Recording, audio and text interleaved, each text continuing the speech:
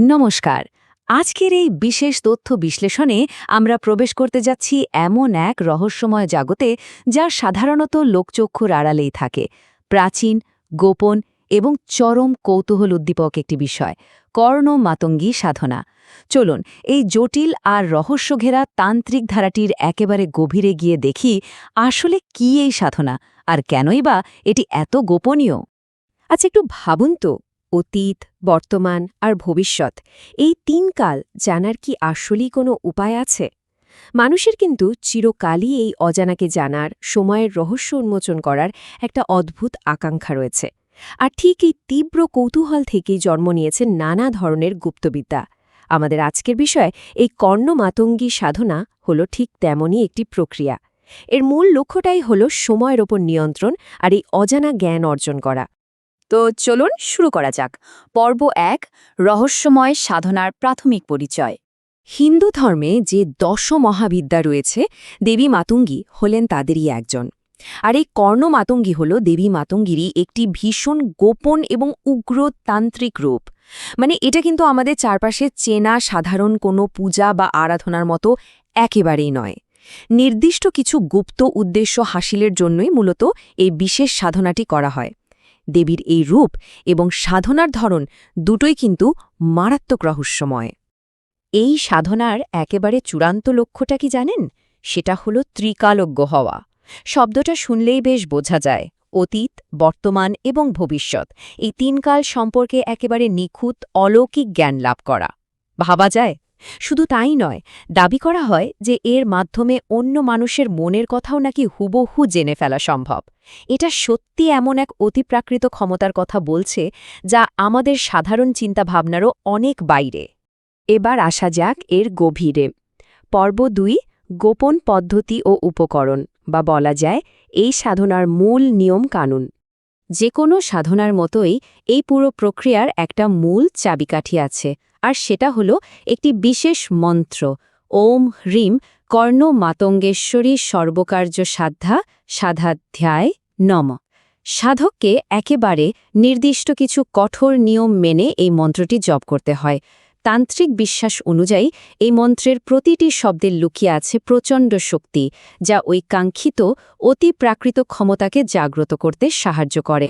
মন্ত্র তো হলো, কিন্তু এই সাধনা করার নিয়মগুলো শুনলে যে কেউই রীতিমতো অবাক হবেন। প্রথমত, দিনের বেলা এটা করা যায় না, করতে হয় গভীর রাতে। দ্বিতীয়ত, এর জন্য লাগে একেবারে জনমানবহীন নির্জন কোনো স্থান, সাধারণত শ্মশানের মতো জায়গা বেছে নেওয়া হয়।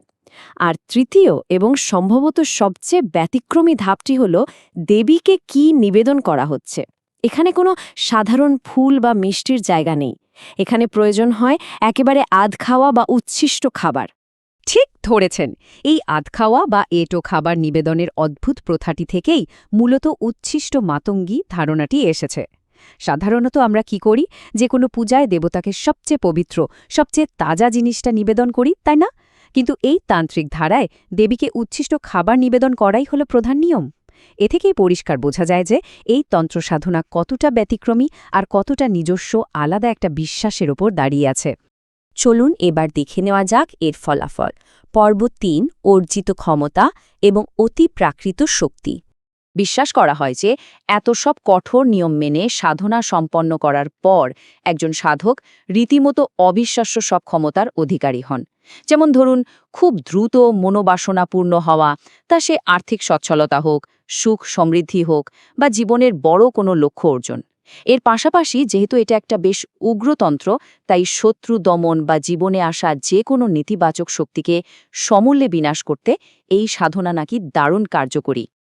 তবে এর সবচেয়ে আকর্ষণীয় দিকগুলোর একটা হলো বাকসিদ্ধি লাভ করা। বাকসিদ্ধি জিনিসটা কি? সোজা কথায়, সাধক মুখ দিয়ে যা বলবেন তাই অক্ষরে অক্ষরে বাস্তবে পরিণত হবে। একবার ভাবুন ব্যাপারটা। এর সাথে সাথে সাধকের কথায় এমন এক জাদুকরী সম্মোহনী শক্তি চলে আসে, যা দিয়ে খুব সহজেই অন্যদের প্রভাবিত করা যায়। আর এর প্রভাবেই শিল্প, সঙ্গীত বা কথা বলার ক্ষেত্রে সাধকের ভেতর এক অতুলনীয় পারদর্শিতা তৈরি হয়। একটা বেশ ইন্টারেস্টিং ব্যাপার বলি, এই কর্ণ মাতঙ্গীর সাধনার সাথে কিন্তু কর্ণ পিশাচিনী সাধনার বেশ বড় একটা মিল রয়েছে। এই দুটো ক্ষেত্রেই একটা বিশেষ ব্যাপার ঘটে, যাকে বলে সূক্ষ্ম শ্রবণ বা অলৌকিক কিছু শোনার ক্ষমতা। এই প্রক্রিয়ায় বলা হয় যে কোনো অদৃশ্য বা অশরীরী শক্তি সরাসরি সাধকের কানের কাছে এসে বিভিন্ন গোপন তথ্য, অতীত বা ভবিষ্যতের কথা একেবারে ফিসফিস করে বলে দেয়। আর ঠিক এই কারণেই সাধনাগুলোর নামের শুরুতে কর্ণ বা কান শব্দটি জুড়ে দেওয়া হয়েছে। কিন্তু এখানেই শেষ নয়। পর্ব ৪, সতর্কতা ও গুরু, এই সাধনার সবচেয়ে বিপজ্জনক দিক। এতক্ষণ তো আমরা প্রচুর ক্ষমতা আর প্রাপ্তির কথা শুনলাম, কিন্তু এবার এই সাধনার সবচেয়ে গুরুত্বপূর্ণ বা বলতে পারেন সবচেয়ে অন্ধকার দিকটা নিয়ে কথা বলা যাক। আর তা হল এটি চরম মাত্রায় বিপজ্জনক। হ্যাঁ, ঠিকই শুনেছেন, এটা মোটেও কোনো সাধারণ শখ বা নিছক কৌতূহল মেটানোর বিষয় নয়। প্রক্রিয়াটি অত্যন্ত সূক্ষ্ম, জটিল এবং পদে পদে মারাত্মক ঝুঁকিপূর্ণ। সঠিক জ্ঞান ছাড়া এই পথে পা বাড়ানো মানে আক্ষরিক অর্থেই নিজের বিপদ নিজে ডেকে আনা। মনে রাখতে হবে, এটি উচ্ছিষ্ট নামের একটি অত্যন্ত কঠোর তান্ত্রিক ধারার অংশ।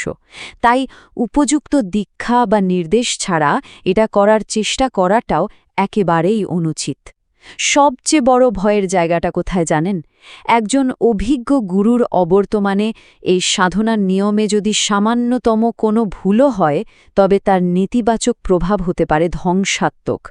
গুরুর সঠিক পথপ্রদর্শন ছাড়া এই রহস্যময় গুপ্ত জগতে প্রবেশ করাকে তন্ত্রের চরম বিপর্যয়ের কারণ হিসেবে দেখা হয়। তো সব শেষে আমাদের সামনে একটা খুব গভীর প্রশ্ন এসে দাঁড়ায়। এই যে চরম নিষিদ্ধ জ্ঞান আর অতি প্রাকৃত ক্ষমতার এত বিপুল হাতছানি, সেটা কি সঠিক দিক নির্দেশনা ছাড়া নিজের জীবন আর মানসিক শান্তিকে এমন মারাত্মক ঝুঁকির মুখে ফেলার জন্য সত্যিই যৌক্তিক? অজানাকে বশ করার এই দুর্নিবার আকাঙ্ক্ষার জন্য শেষ পর্যন্ত ঠিক কত বড় মূল্য চোকাতে হতে পারে? এই চিন্তার অবকাশ রেখেই আমাদের আজকের এই তথ্য বিশ্লেষণ এখানেই শেষ করছি। ভালো থাকবেন।